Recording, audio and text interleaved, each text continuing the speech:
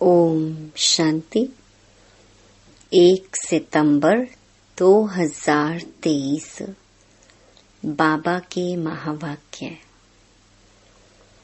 मीठे बच्चे, देह सहित सबकी याद भूल, बाप जो है जैसा है उसे यथार्थ पहचान, स्वयं को बिंदी समझ बिंदी रूप से बाप को याद करो।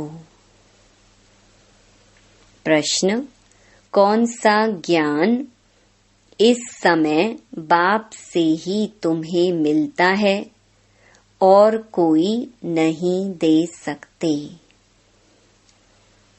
उत्तर: तुम स्त्री पुरुष साथ में रहते गृहस्थ व्यवहार की संभाल करते पवित्र रहो।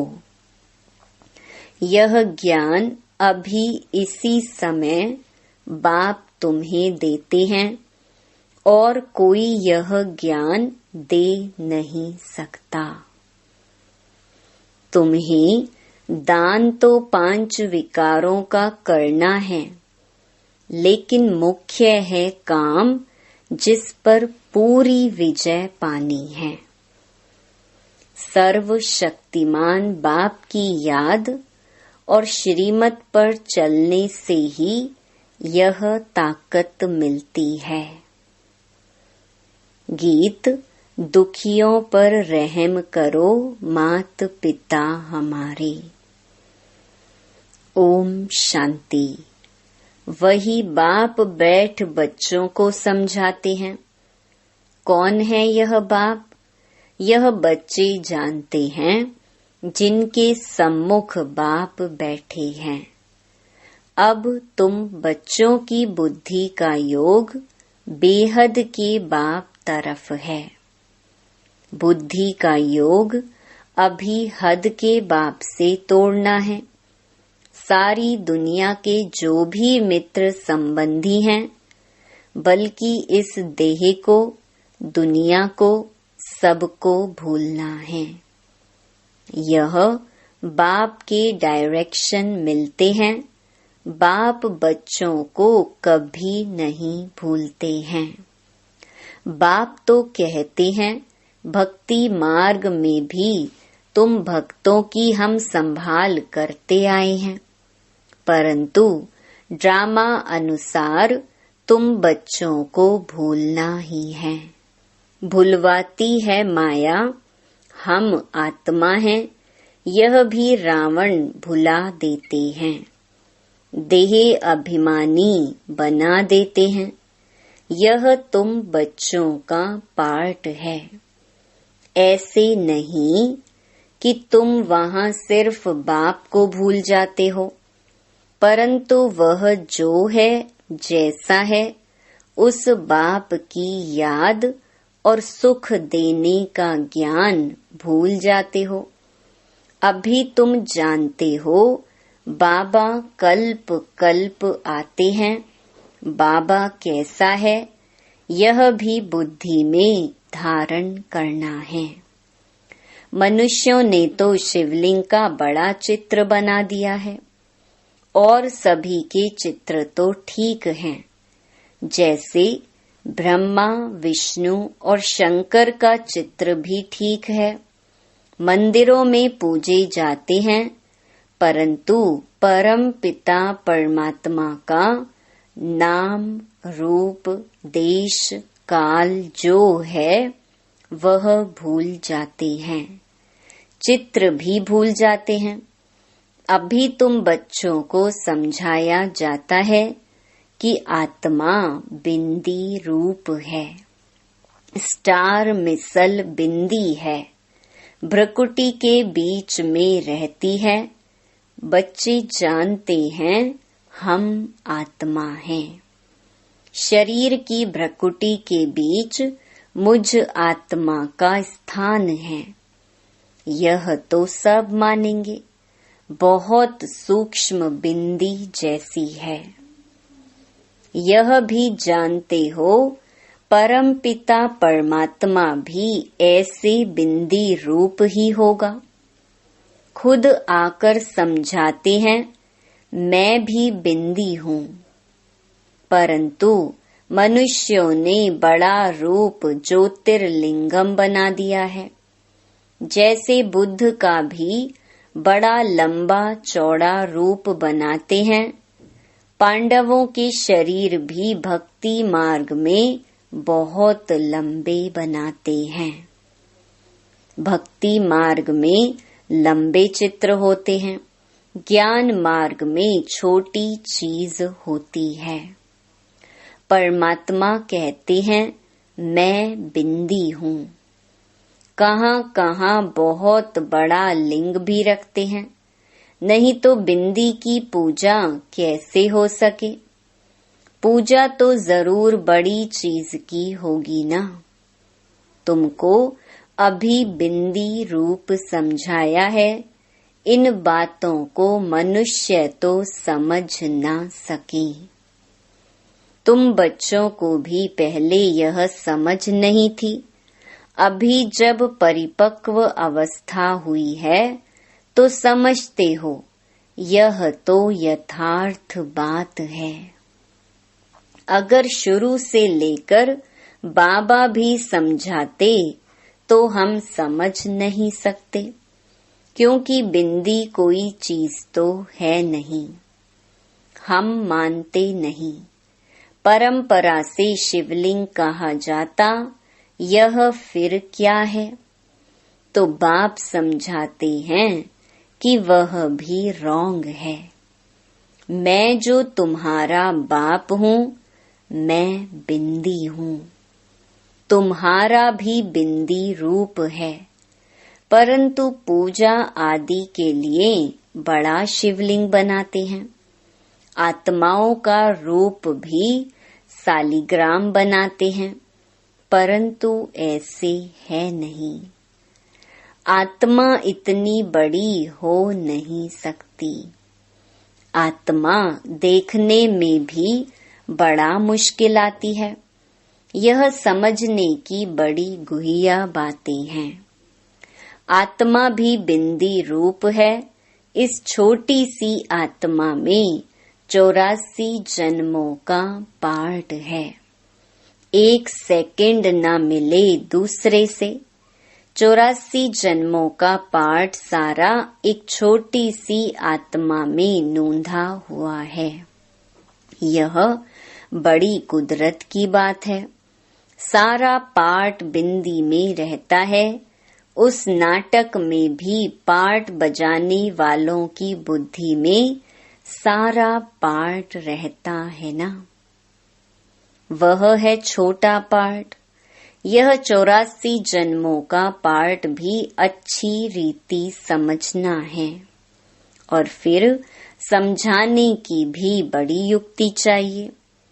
इतनी छोटी बिंदी है, कितनी छोटी है, कितनी शक्तिवान है। उनको परम पिता परमात्मा कहा जाता है। तुम आत्माएं उनसे योग लगाने से मास्टर सर्वशक्तिमान बनते हो। माया पर जीत पाकर अटल अखंड सुख शांतिमय राज्य करते हो। कितनी समझने की बातें हैं। यह है पढ़ाई, है भी बहुत सहज। यह बाप ही समझा सकते हैं, कोई मनुष्य नहीं समझा सकते हैं। बरोबर इतनी छोटी चीज, परंतु नाम कितना बड़ा रखते हैं, ज्ञान का सागर। तुम कहते हो मनुष्य सृष्टि का बीज रूप चैतन्य है, सत्य है, अविनाशी है। कहते आते हैं, परंतु किसकी बुद्धि में नहीं आता है वह क्या वस्तु है। गुण तो बहुत अथाह गाते हैं। अभी तुम बच्चे बाप के सम्मुख बैठे हो, जान गए हो। आत्माएं तो सम्मुख ही हैं, सब आत्माएं ब्रदर्स ही हैं। कितनी छोटी छोटी बिंदी हैं, विचार करो। मूल वतन का हम जो चित्र बनाते हैं उसमें बिंदु रूप ही दिखाते हैं। जैसे स्टार्स आकाश तत्व में ऊपर खड़े हैं, वैसे ही महतत्व में भी हम ऐसे स्टार मुहाफिक अपने अपने सेक्शन में खड़े होंगे। झाड़ छोटे छोटे स्टार्स का बना हुआ है। वहां से फिर आत्मा आती है, शरीर धारण करती है पार्ट बजाने लिए। कैसे नंबरवार आत्माएं आती हैं, यह सारी बुद्धि चलनी चाहिए। हर एक धर्म का सेक्शन अलग होगा। बाप दृष्टांत दे समझाते हैं, बैनियन ट्री का भी मिसाल समझाते हैं। हिंदी बहुत जगह चलती है तो बच्चों को हिंदी भाषा में समझाना पड़ेगा। परमपिता परमात्मा भी हिंदी भाषा में ही समझाते हैं। आजकल जहां तहां इसका प्रचार करते रहते हैं। एक भाषा होना तो मुश्किल है। कई समझते हैं परम पिता परमात्मा तो सब भाषाएं जानते होंगे, परंतु ऐसे तो हो न सके।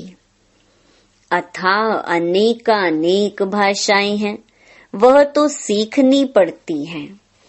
परम पिता परमात्मा को तो कुछ सीखना नहीं है। उन्होंने कल्प पहले जिस भाषा में समझाया है उसमें ही समझाते हैं। बाकी भाषाएं तो हर एक को पढ़नी होती हैं। बाप को पढ़नी होती है क्या? तुम देखते हो शुरू से हिंदी चली है, सब हिंदी सीखते जाते हैं। भारत में हिंदी का प्रचार है।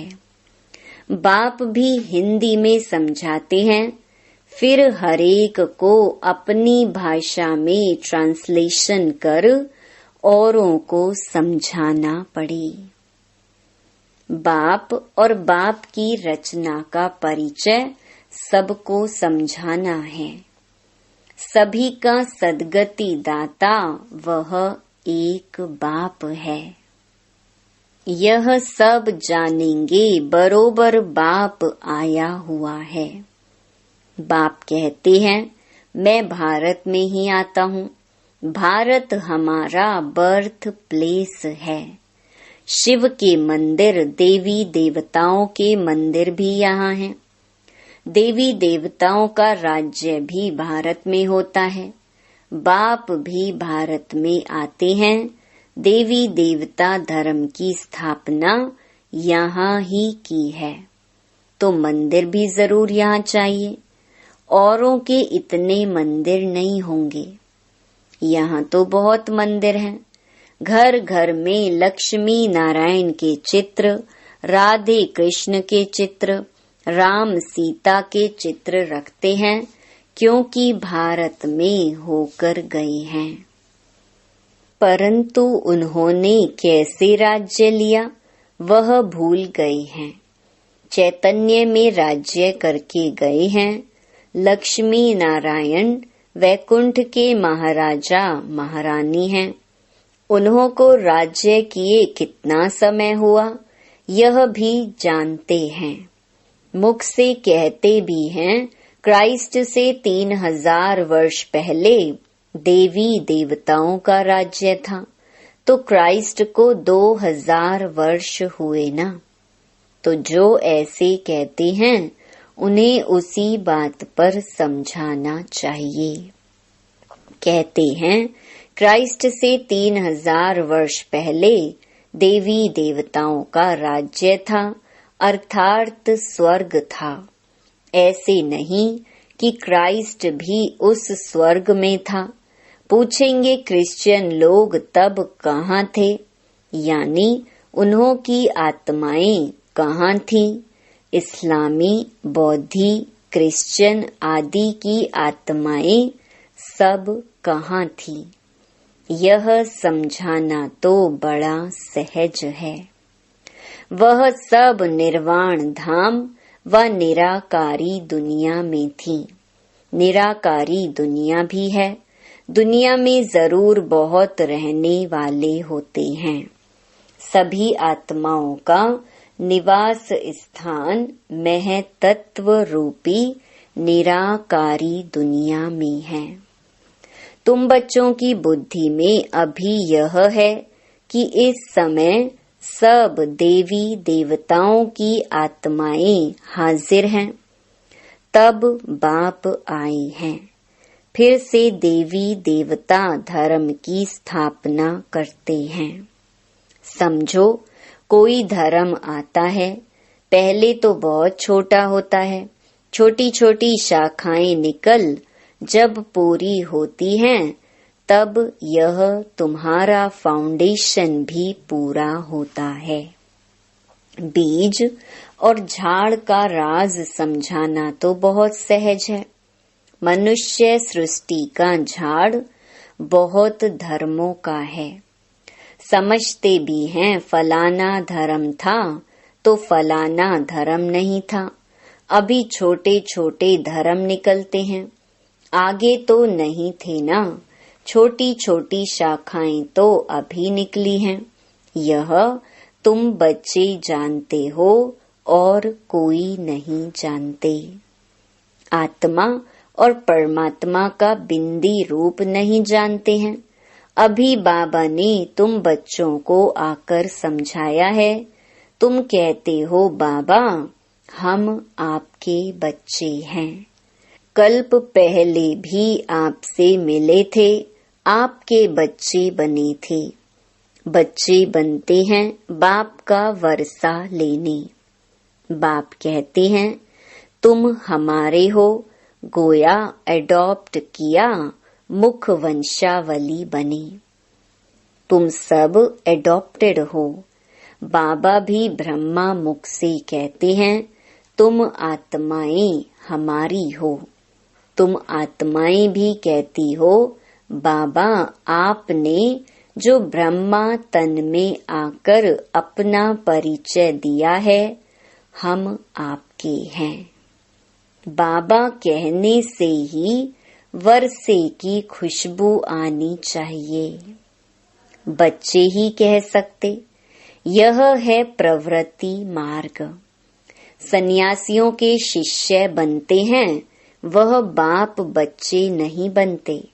वर्षा बाप से जायदाद का मिलता है, वह तो कहेंगे हमने गुरु किया है। गुरु से तो जायदाद का वर्षा नहीं मिलेगा। वह तो जायदाद को छोड़ जंगल में चले जाते हैं। वह जायदाद दे ना सके। वह है ही निवृत्ति मार्ग वाले। बाप तो जायदाद देते हैं, उनसे कुछ नहीं मिलता। जंगल में जाएंगे तो सन्यासी कहलाएंगे। तुम भी सन्यासी कहलाते हो। वह है हठ योगी सन्यासी। तुम राज योगी सन्यासी हो। सन्यासी अर्थात 5 विकारों का त्याग करने वाले। सो तो तुम त्याग करते हो और फिर पवित्र दुनिया में चले जाते हो। वह त्याग करते हैं परंतु पवित्र दुनिया में नहीं जाते, पतित दुनिया में ही रहते हैं। तो बाप समझाते हैं आत्मा कितनी छोटी है। इतनी छोटी वस्तु में कितनी ताकत है। अविनाशी भी है। वह बाप इस शरीर द्वारा समझाते हैं तुम्हारी आत्मा समझती है। बाप कहते हैं मैं आता ही तब हूँ जब कलयुग का अंत है। तमो प्रधान पतित हो जाते हैं। मुझे याद भी तब करेंगे जब संगम होगा, तब ही हम आएंगे। तब ही विनाश के चिन्ह भी देखने में आएंगे। सो तो बरोबर देखते हो, अभी तुमको समझ मिलती है, वह फिर औरों को देनी है। अभी कलयुग का अंत जरूर है, यादव कौरव पांडव भी हैं, महाभारत लड़ाई भी है, बरोबर उस समय राजयोग भी सीखते थे। पांडवों ने विजय पाई, यादव कौरव विनाश हुए। स्वर्ग में तो एक ही धर्म होता है, अनेक धर्म खलास हो जाते हैं। यह बाप बैठ समझाते हैं। बच्चे जानते हैं बाबा की इस राजयोग की शिक्षा से हम बरोबर 100 देवी देवता पद पाते हैं। तुम पुरुषार्थ करते हो, हम तो नर से नारायण ही बनेंगे। बाप का वारिस जरूर बनेंगे, तख्त नशीन बनेंगे। फिर जितना जो पुरुषार्थ करेंगे उतना पद पाएंगे। पुरुषार्थी छिपे नहीं रहते, वह बड़े मस्त होते हैं। पहले पहले प्रतिज्ञा करते हैं, बाप के जन्म बाद है रक्षा बंधन। बाप को जानते तो पहले प्रतिज्ञा करनी है। बाप कहते हैं काम महाशत्रु है। दान तो 5 ही विकारों का करना है, परंतु पहले पहले मुख्य काम है। इनसे बड़ा खबरदार रहना है। भल स्त्री भी साथ हो, गृहस्थ व्यवहार में रहते पवित्र रहना मेहनत का काम है। सर्वशक्तिमान बाप को याद करने और उनकी श्रीमत पर चलने से ताकत मिलती है। बाप का फरमान है, साथ में रहते इकट्ठे रहते पवित्र रहना है। आगे तो स्त्री पुरुष इकट्ठे रहने से आग लगती थी। बाप कहते हैं इकट्ठे रहो परंतु आग ना लगे। अच्छा, मीठे मीठे सिकिलधे बच्चों प्रति मात पिता बाप दादा का याद प्यार और गुड मॉर्निंग। रूहानी बाप की रूहानी बच्चों को नमस्ते। धारणा के लिए मुख्य सार। पहला, दिल से बाप को याद कर जायदाद की खुशी में रहना है। पूरा पावन जरूर बनना है। दूसरा, विचार करना है आत्मा कितनी छोटी है और उसमें कितना अविनाशी पार्ट नूंधा हुआ है। बिंदु बन बिंदु बाप की याद में रहना है। वरदान, स्व इच्छा और दृढ़ संकल्प से एक देकर पदम लेने वाले चतुर सुजान भव। चतुर सुजान बच्चे मिट्टी से भरे हुए सूखे चावल देकर एक का पदम गुणा भाग्य बना लेते हैं। सिर्फ चावल देते और रिटर्न में सर्व शक्तियां सर्व खजाने 36 प्रकार से भी ज्यादा वैरायटी ले लेते। परंतु कई बच्चे वह भी देने के समय सुदामा के मिसल कच्छ माना बगल में छिपाकर रखते हैं। बाप खींचकर ले सकते हैं, लेकिन खींचकर लिया तो उसका रिटर्न इतना नहीं मिलेगा। इसलिए स्व इच्छा और दृढ़ संकल्प से एक देकर पदम लेना यही चतुराई है। इस देने में ही कल्याण है। स्लोगन: साक्षी बन न्यारे होकर हर खेल को देखने वाले ही साक्षी दृष्टा हैं।